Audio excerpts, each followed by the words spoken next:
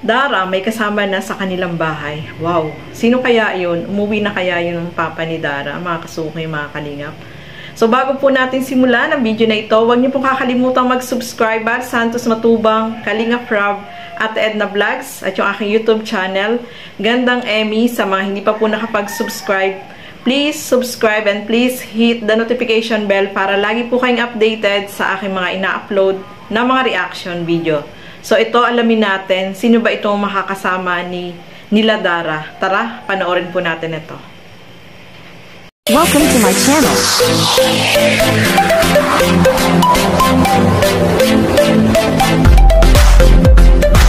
Para po kay Dara, ayan. Wow. Ay, gusto niya talaga magkaroon ng papi? Gusto niya.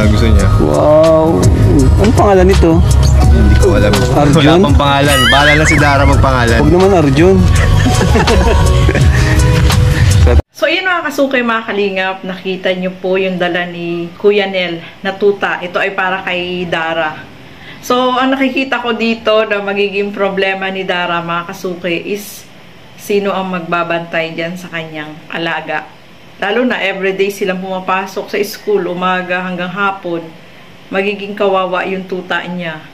Kasi, sa halip na yung tuta yung magbabantay sa'yo, ikaw yung mamumblema ka kung kanino iiwan. Kasi kawawa po pa kapag, lalo na kapag walang tao sa bahay, kasi kawawa yung tuta niya.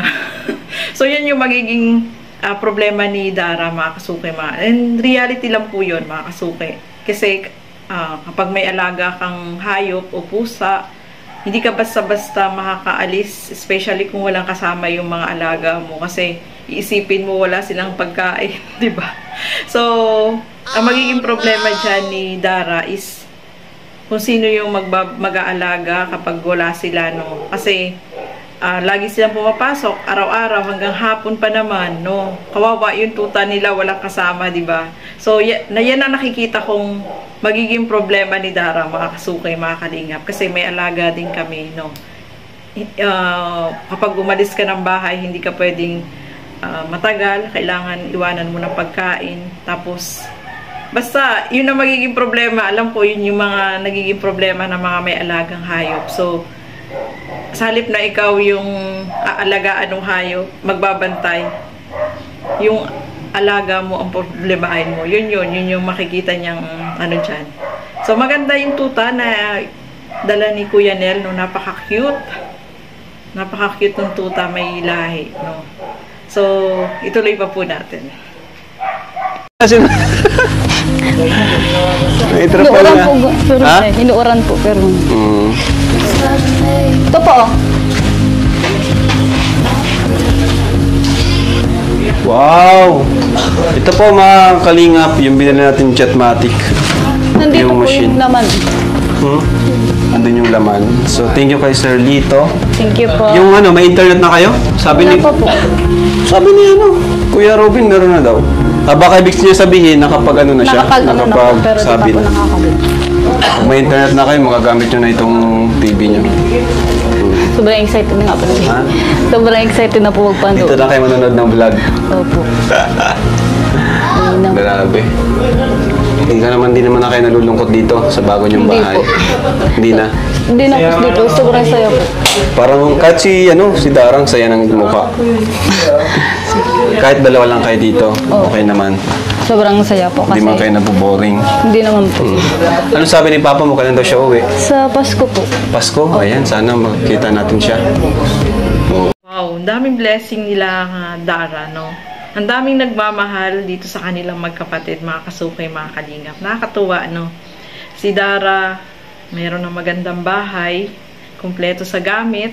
Ayan, yung tatay niya, kailan December daw is, ngayon December na ngayon, no? December is uuwi na itong tatay ni Dara. So, makikita na rin natin yung papa ni Dara. Sana umuwi na siya ngayon December, no? Para may kasama dyan sila Dara at meron ng mag-aalaga ng tuta. Para makauwi na yung papa ni Dara, no? Para meron ng mag-aalaga ng tuta ni Dara, di ba? Kasi problema din yung tuta, mga kasukay, mga kalingap. Sa totoo lang, kapag meron kang alaga, kailangan talaga meron tao sa bahay nyo. Kasi kapag may alaga ka, kawawa po talaga. Kasi may alaga din ako, kaya alam ko kung ano yung feelings ng may alaga na hayop, mga kasukay, mga kalingap. Kasi, ikaw yung problema talaga. So, mararanasan niya ni Dara, mga kasukay, mga kalingap. No, realidad lang po yun, no?